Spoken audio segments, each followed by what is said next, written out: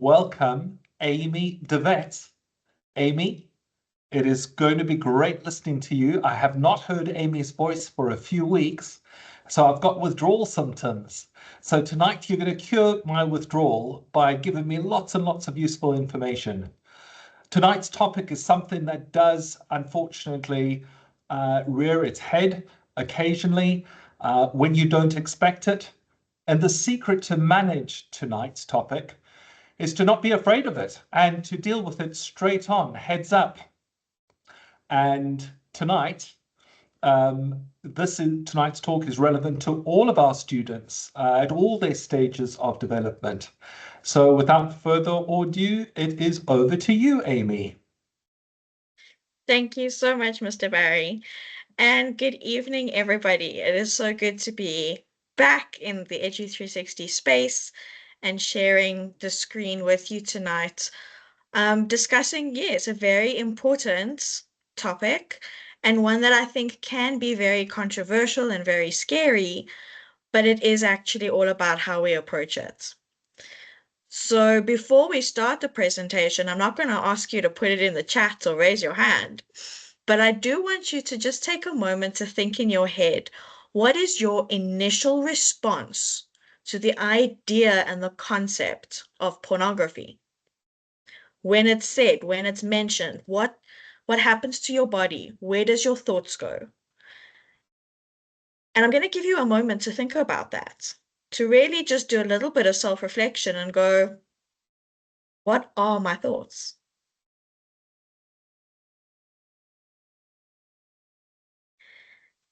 And I can imagine if I could listen in on everybody's thoughts, I'd be hearing things like, oh my gosh, it's disgusting. I watch it with my partner. It's needed, it's necessary. No, it's so shameful, it shouldn't be even thought of. It's only for these kinds of people. And all of these thoughts are quite polarizing. And what I'm hoping that tonight will help you do is not necessarily change your mind about your own personal thoughts, but realize that when we are talking about a developing brain, we need to come from a middle point. That when we polarize our opinions and our judgments, we may do damage to a developing psyche and a developing self-esteem. So we want to come in from a little bit more neutral zone, wanting to understand. And that can be quite scary as a parent and a teacher because of our own personal viewpoints. And that's why I want you to keep them in the back of your head during tonight's presentation. And perhaps they raise some questions towards the end. I would really like to engage with this topic with you to see if there are things that we are struggling with at the moment that we can maybe help you come towards that middle point. So I do not have permission to share.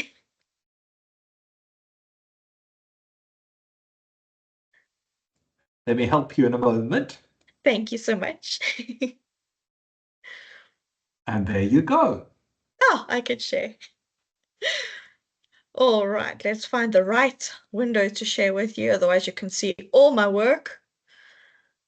I mean, if you'd like to do some of my work, that would be great too. Okay, slideshow.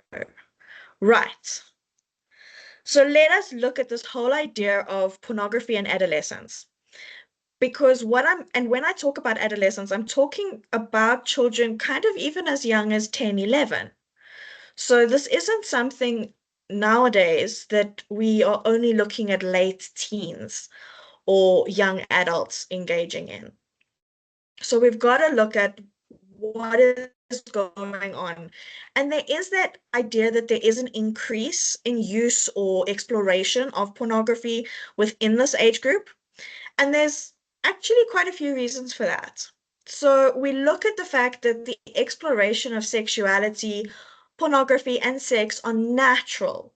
They are getting to this age and getting to the age younger and younger because of the world we live in, that they are curious. And we see it kind of right in the childhood phase, right in your creche or your kindergarten areas, your nursery schools, where it's, oh, show me yours and I'll show you mine, because we're actually curious about it. And so therefore now we come to our next developmental stage and we're going, oh, it actually does things. What does it do? Show me yours and I'll show you mine. And so we're exploring quite naturally and quite curiously. And that is normal. We obviously want that curiosity to be informed in the correct manner. So it's not a free for all, go explore and show everybody everybody's. It's something that can be taught. It's something that can be contained within helpful conversations. So if they are linking a lot of shame or a lot of embarrassment to these experiences, it can actually impact their sexual development and impact sexual relationships and intimate relationships in the future, as well as their self-esteem. Because why am I such a horrible person that I'm thinking these terrible thoughts? And I can't stop myself from thinking these thoughts, therefore I must be terrible. So we've got to always ensure that we're keeping in mind that this is part of a natural development, but it must be contained within a healthy and helpful manner. Another reason that there's increased use of pornography now is we've got easier access to all the digital content and written content. We don't always realize that pornography in a manner can be construed through written content. And of our teen books and teen series, they are spicy reads. So we can know that there is that only digital element of the visual, but the written content can be classified as pornography as well, and it is definitely out there. And then we've also got that introduction of anime pornography. And the idea that, well, it's animated, so it's not real, so it's not as bad. And that is not correct, because sometimes what we can draw is far more imaginative than what we can get two actors to do. So here the fact is it's still pornography. It's not cartoons. So this is a few of the reasons why that increase in use of pornography has occurred. So why would they be looking at porn? Why would they be wanting to explore this? Again, it's a way to find information. Because we have this taboo and this awkwardness about talking about sex and sexuality, especially with our parents, we need to find other ways to answer our questions. And sometimes we can ask a teacher, but more likely we're going to ask a friend or Google or ChatGPT. And all of those areas are not necessarily that contained safe space that's going to provide accurate and healthy information. So when we don't have healthy sex ed, when we can't have healthy conversations about sex and erections and wet dreams and masturbation, then we're going to find that our children are going to go look for those answers somewhere else. We also find that the peer sharing, oh, look, I found this. Can you top it? Or I find this funny because it's inappropriate, ha ha ha, and then share a link. And again, because it's easy access, I click on that link and I am flooded with this information and these images and these thoughts, which are naturally arousing. And so we get that pleasure principle, which is purely biological, which is that dopamine rush. And I'll talk about that now in a little bit more detail. So we'll see that there's actually quite a few reasons why our children are turning to pornography. And if we've also got to bring it back down to the pleasure principle, is it feels good. It's exciting, it's against the rules, It's something only adults do. It's encouraged by friends. It makes me feel good. So why shouldn't I be doing it? And the contained space that I'm hoping you'll be able to create with your child or student is going to show them that what pornography portrays is not actually healthy sexual behavior. And that's that key thing is, yes, it's there as a stimulation and cool if that's what you choose to do when you have got a fully formed brain, fabulous. But while the brain is still developing, we want it to develop with those healthy and realistic attitudes towards sex and intimate relationships. So obviously, when we're looking at the fact that we're dealing with neurodiverse adolescents, there is an extra step. They are more inclined to take the content literally. So therefore, it's not role play. It's not pretend. It's this is what happens.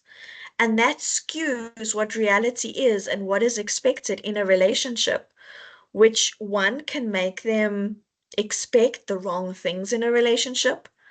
And two, it makes them very vulnerable to be used in an inappropriate manner within a relationship. It also warps the idea of consent. Now, for me, this is the key sticking point with pornography is when we look at it, in very few, if any, pornographic material is actual consent dealt with. And this is what we need to focus on in terms of building that healthy sexual identity, is that not only is somebody else's consent important, my consent is important. And towards the end of the presentation, I'll give you a really nice little acronym to really unpack the idea of what consent is and how to use it. So if we're looking for like a central point of starting your contained safe space, my recommendation would be starting with consent. We also have in our neurodiverse adolescents the high chance of modeling the inappropriate behaviors. They naturally have difficulty in social situations. So if they are shown by watching porn that this is what's expected, why would they not then use it in a social setting? Because they have been taught, just like we teach them, and then they offer it back. So we need to again take it back and restructure it into a healthy and helpful manner. Then we also know that the impulse control is lower in many neurodiversities. And so it is more difficult to stop that pleasure principle and stop the use of porn once we start getting into the habits. So let's look at that adolescent brain.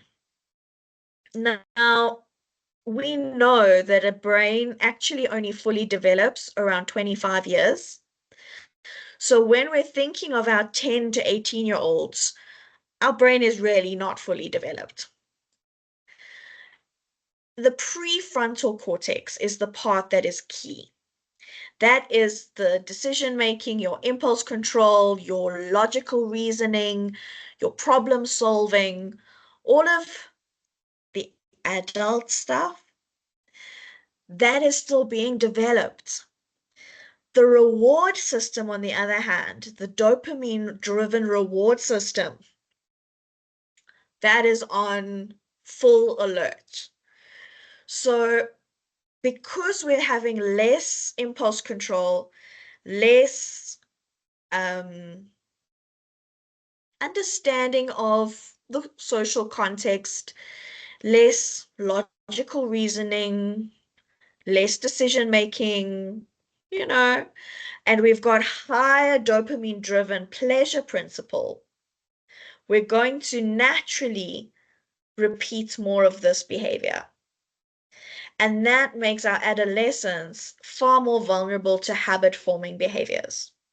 And we've seen this in gaming. You could see this in certain hyper focuses. You could see this in hobbies, which some of them, again, are healthy. But it has to be in a balance, and we have to be understanding why we're going back there and what is a habit versus what can then become an addiction. And it all actually focuses around that dopamine drive and that pleasure principle.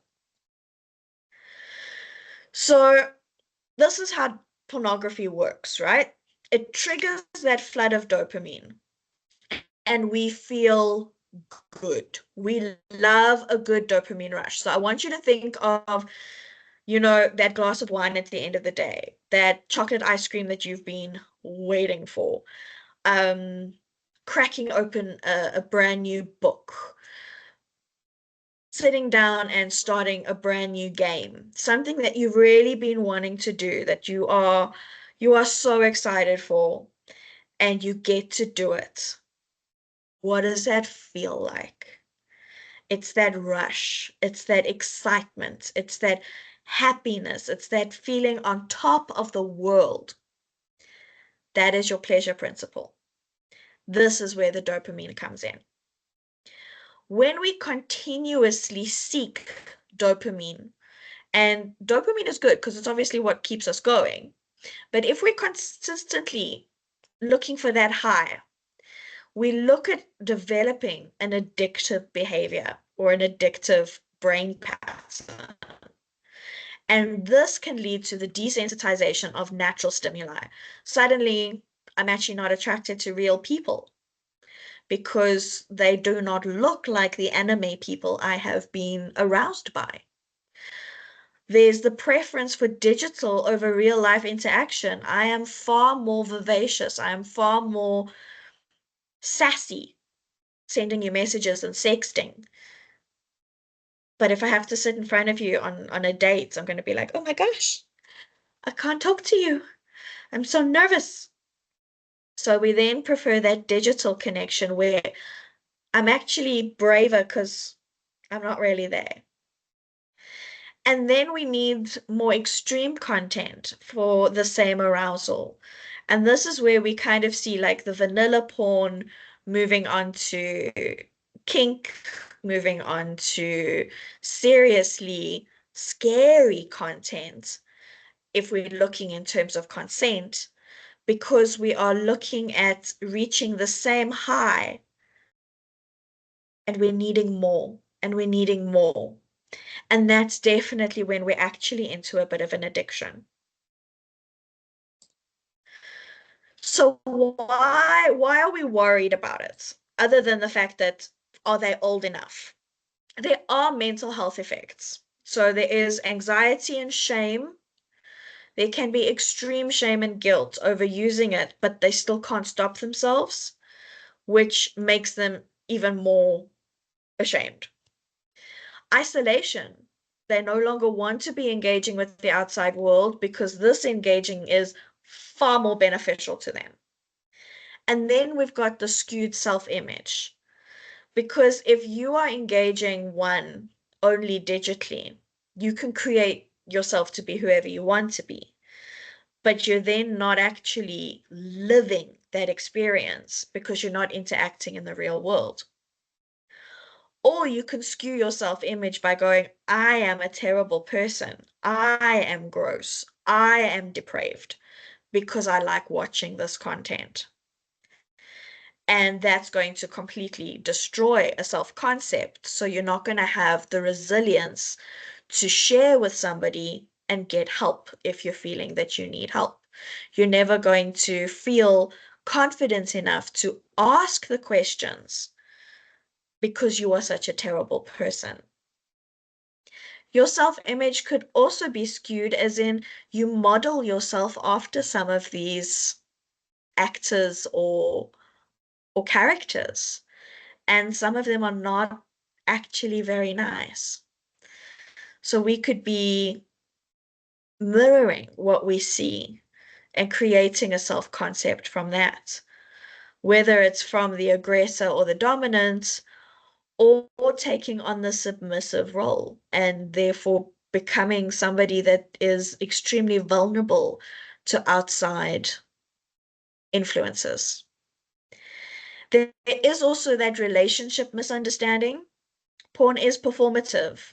Even if we're talking digital porn, it is performative and it's not representative of real intimacy. Even if real intimacy includes kink, again, I bring it back to that central point that consent is very different to what we see in pornography. We've got that addiction and escalation, and that can also lead to daily functioning being stopped. So I can't actually go a day without watching porn. Okay, why? No, because then I can't concentrate, I can't focus. That is actually stopping somebody from being able to function. Because this should be something that, yes, you might want to do it, but you should be able to have that impulse control to do it at an appropriate time, an appropriate place, and for an appropriate reason, not because you have to. And then we've got boundary violations. So the risk of the inappropriate online interactions and sharing explicit content is big because I'm talking a big game. I'm hyped up on arousal. I'm believing that this is how what I've watched is how I'm expected to behave. So, yeah, why shouldn't I share a picture of myself? Why shouldn't I ask for somebody else to send a picture? Why shouldn't I Photoshop somebody who I have a crush on face on somebody else's body? Why not? And so we can see that those boundary violations can actually become a legal problem, not just a social problem. So there are quite a few risks for an adolescent. And again, it's not because they are watching pornography, or it's not because they want to watch pornography. It's because the pornography is fulfilling something that they do not have already. And that is that contained, safe space to explore sexuality and sexual thoughts. They're going to happen. And I know it's probably, I'm saying this and you're probably going, not my kid, not my kid. They are human beings and they're going to have these thoughts and these feelings.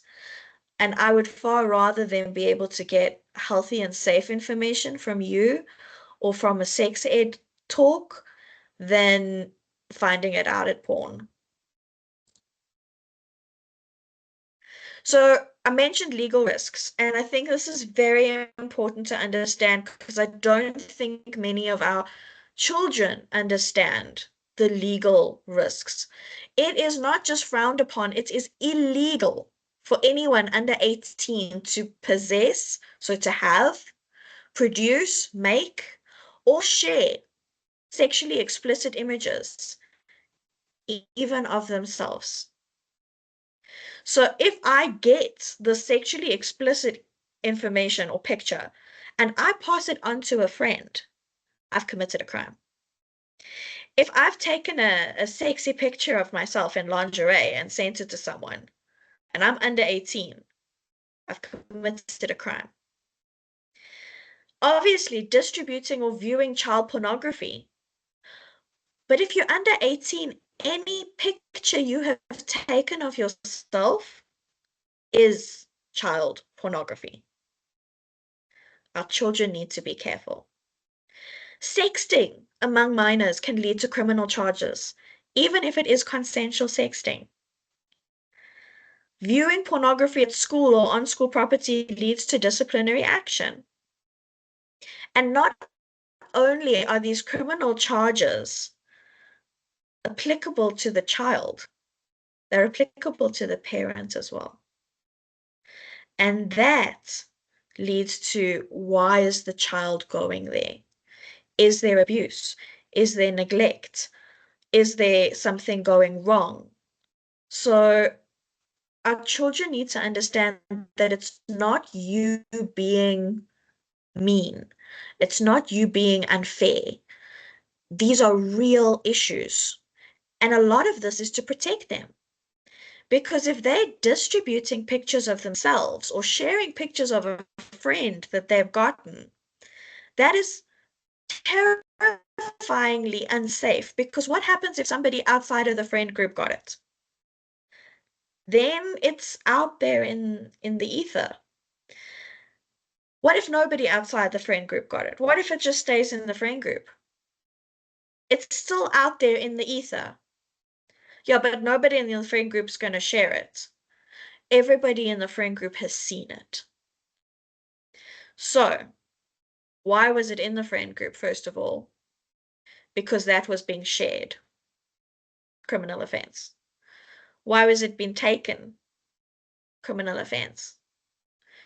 And everybody involved in that friend group is party to the criminal offense. So if you're looking at starting those conversations around safe sex and safe sexual exploration, you need to maybe look at the legal side as a way to explain why there are certain boundaries. And we don't want we did a parent dialogue last year about it. We don't want our young humans to be extorted and influenced and manipulated because they have a picture out there. And that can lead to them being manipulated now, but it could lead to them even being manipulated years later. So a recommendation is if you're getting that backlash of, oh no, you're just not in, you're not modern, you're not, maybe bring it back to some legal information because that's something they can't argue with. So, how do we manage this? Because maybe I've really scared you up to now, and I hope not.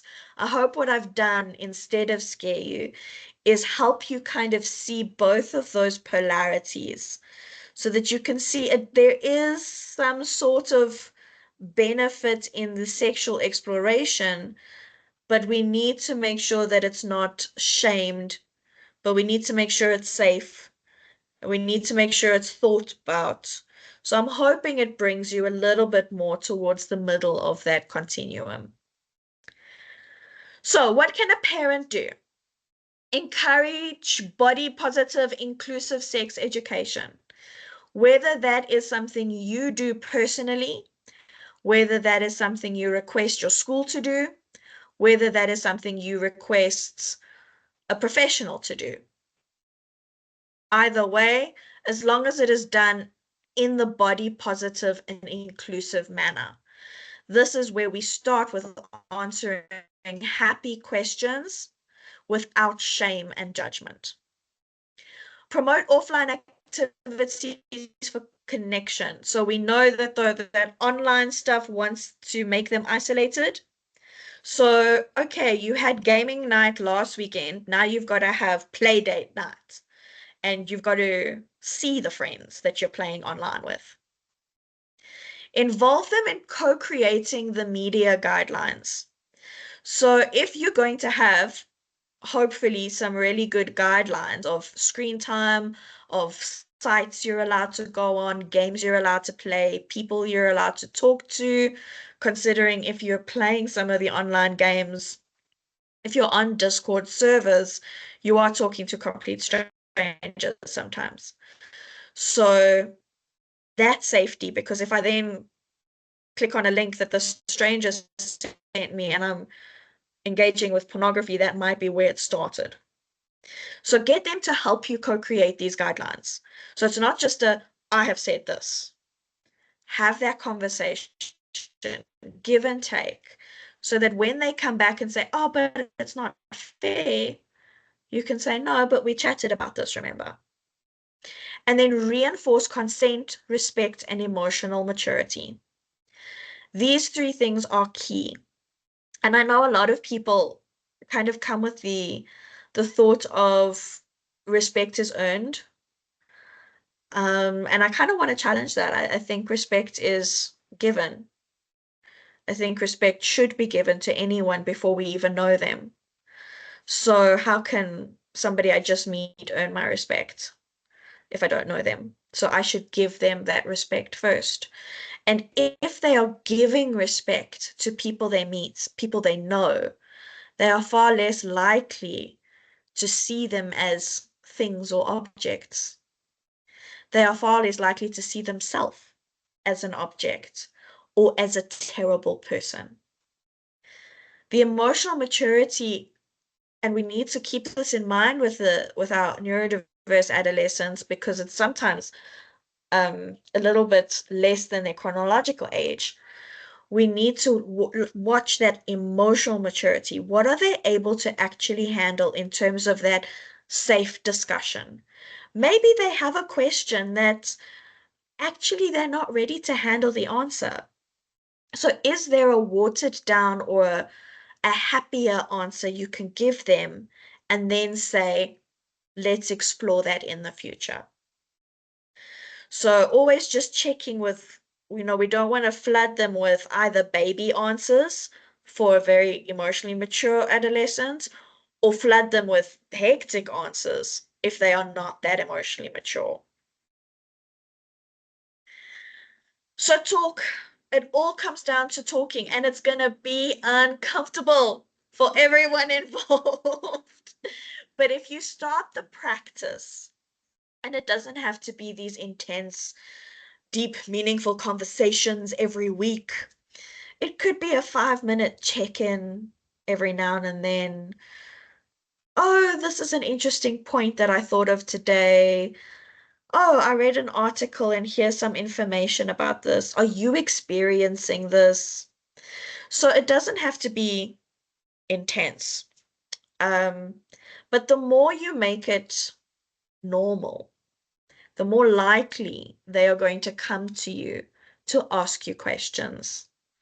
So when they do come to you, or when you are opening these conversations, calm, non-judgmental, and honest.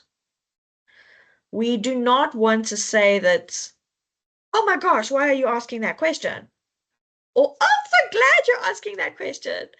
It's calm. It's cool. Okay, where's this question coming from? Awesome. Let's chat about the answer. Healthy sexual development and consent. Okay, and I keep saying healthy because we don't want a warped sense of sexual development. So, sex itself should be an act between two consenting, emotionally mature individuals. Maybe you are not emotionally mature enough. This is a life-changing act. Watching pornography is a life-changing act. What are you wanting to know? And then maybe there's a book in the library, or maybe your school has a pamphlet or your doctors even, that can help answer the question. They might be asking something really simple, like, why is the hair itchy? Because my head hair is not itchy. And you going, oh my gosh, they wanted to know about the penis. They want to know about this. They want to know about sex. But you haven't actually listened to what they're asking. So they're probably just asking this tiny little thing. And then chatting about sweat and extra hygiene is quite simple. When they're bringing up porn, remind them that it's not education. And so encourage trusted sources. And that's where you can get stuff like from your doctors. So instead of answering questions via porn, ask your doctors, are there like articles or books or something that they can recommend that your child could read or engage with? There's educational videos if they don't like reading. So get the ones that are trusted sources. Check them out yourself first. If you're comfortable with that, let your child engage with that rather than finding their own way on pornography. And those visuals and social stories for our neurodiverse individuals are really helpful. So if you need a social story, asking a professional, a doctor or a psychologist, an OT, a speech therapist for a social story focused on that individual for that issue can be really helpful as well. And then this is bringing it back to the beginning of the presentation is, can you recognize your own stuff? Can you offer that healthy sex ed and honest conversations without you or your child? Well, I mean, there's going to be embarrassment, but can you do it without judgment? Can you sit there and go, this conversation is making me really uncomfortable. How are you feeling? No, I'm also uncomfortable. Okay, cool. So we're both uncomfortable. Right, let's just jump in. What is your question? And, or maybe play a game of Uno. And then you can talk while you're getting like +4. Okay, now ask me a question. But being that open and honest conversation is always helpful. And then here is my bit about consent. So I've told you that for me, it's that central point. And it's that central point for the way I treat other people, but also for the way other people treat me. So I always look at consent by looking at the word fires. So consent is freely given. There is no influence, there is no pressure, there is nothing like that. It's freely given. It's informed. There is full understanding of what I am consenting to. It is reversible at any time. So I could say, yes, let's go, and you press play, and the first 2 seconds go, and I'm like, no, stop. And that is in my consent. At any time, I can say no. It's enthusiastically given. If I'm giving consent, I want to do it, not, okay, fine, whatever. I mean, imagine your partner said that to you. That would be devastating.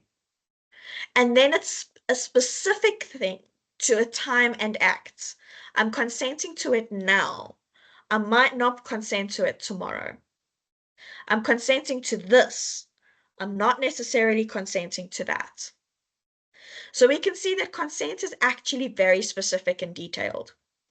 And I think maybe starting here and starting with some guidelines is actually a really beautiful place to begin creating that holistic containment and safe containment. Okay, so let me unshare and see if we've got any questions. Hey, Amy, I've got some notes that I put in there as we went along and things that popped into my mind. And while we have a chat about this, perhaps somebody might want to ask a question. And in our setting, the question mark over age and accessing adult materials. That's quite a tricky question, quite a tricky topic to navigate because a lot of the students are chronologically old enough, but they're just not emotionally ready to handle what a website, what social media, what the dark web can throw at them. And that's where, as parents, we need to, and as educators, we need to handle and discuss and encourage and keep every individual student safe because every individual student has its own pathway. Absolutely. From your side, do you see that happening? Do you see that requirement quite often?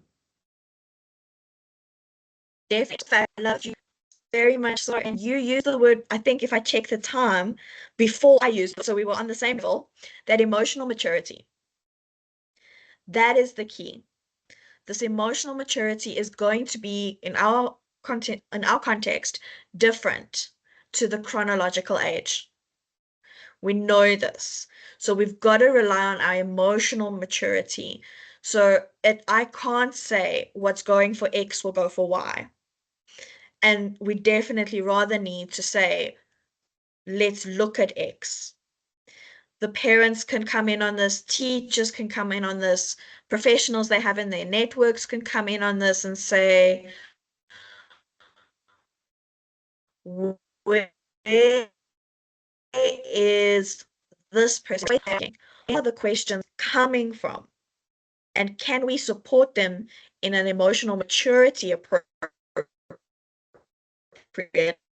manner? Because they might not be able to handle what a 20-year-old is dealing with, both visually as well as emotionally and physically. Thanks. Amy, I've got one more question for you. My last question is the question that I was asked by a parent just recently, and that is, where does my child get to see pornography when they're only spending time on WhatsApp, or they're only spending time on the most harmless social media out there? So I'm going to ask you that question, but before I ask you for your answer, I just want everybody to have a look in the chat. In the chat bar, I have put a picture of a gateway. This is a router. It's one of the cheapest but most fully functional routers that has got a mode called IPS. The mode IPS is basically an intrusion protection system. And what it actually does is it's got a setting there for family and a setting there for business. And if you push the family setting, it turns off pornography, high-risk sites. One button that you can access, no complicated settings to worry about, just one click. And it's hardware. So you install that, it takes the place of your router in your home, and then your Wi-Fi can flow from that, and all your other devices in the home, your TV, whatever device your child, your student is looking at, will come through this device, and this hardware will filter what is received in your home or small business. So that's something I recommend. Amy, over to your answer. That was fascinating. So it is so easy. If I can just tell you how easy it is. So WhatsApp seems innocent, but you can get pictures on WhatsApp. And you can get fancy pictures that you can only see once, and then they disappear. You can get all of these things on Snapchat. You can get Instagram Reels for follow this website for more information. You click on the website, there you go, you got it. Our games, if we are doing online games and an advert pops up, very easy to have these adverts and it's like, oh, find more, and then it's animated. So I click more and then, oh my gosh. And because I'm a curious human, I'm going to be, oh, okay, what is this? And then it makes me feel good. And then that's a different kind of experience. And that makes me a bit nervous. And then let me try it again. Let me not try it again.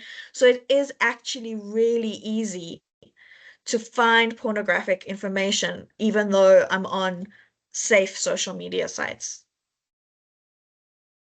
Amy, thank you so much for taking us on this journey to be brave. It's been lovely hearing your voice. And of course, thank you to all of our parents